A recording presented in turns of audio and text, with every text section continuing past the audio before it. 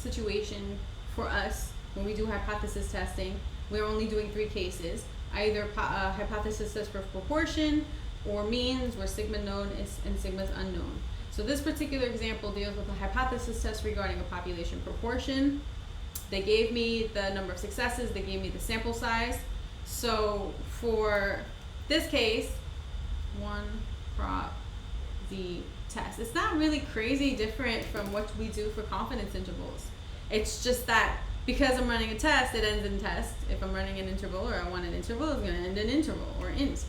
Again, stat, scroll over to tests, and in this case, 1 prop Z test. That's my situation. It's a proportion. I have 1 sample or 1 population. Enter. Notice this one's not asking me for data or stats because it only does that when I deal with Z or T tests, when I'm doing means. It's asking me for P naught. This is my claimed value for the proportion, 0.16, 0.16. It's asking me for X, the number of successes, 43. And I want to stop here for a second because you know that some of these questions don't directly give you X. They might say, of the 331 people from the inner city surveyed, whatever percentage of them suffered from sleep apnea. So sometimes they give you P hat and not X, and so you'd have to calculate X from that. But if you're doing the graphing calculator, X, it won't take X as a decimal. So you'd have to round X to the closest value to whatever you would get if they did that situation, right? So remember that the graphing calculator is not going to take X as a decimal because it doesn't make sense. It's supposed to be discrete.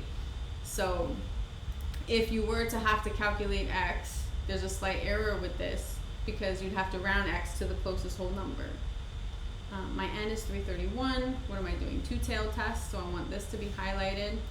So I'm going to scroll and press enter, and it's highlighted. And then I'm going to calculate.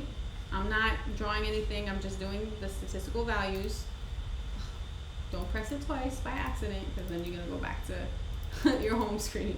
Wait, 1 prop Z test, everything should be in there still. Okay. Calculate, press enter once, there. Same thing again, alternative hypothesis, test statistic, p-value. It gives me p hat, calculates it for me, so I don't have to do it, and it gives me my sample size, which I could verify.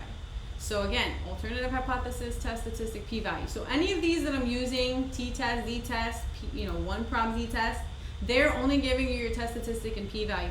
They're not giving you the critical value. You have to go into second vars, in this particular case, inverse norm, because your critical value would be a z-score when I'm dealing with proportions. So inverse norm or inverse t if I need a t-score. This case, critical value, inverse norm, and then go through your process. So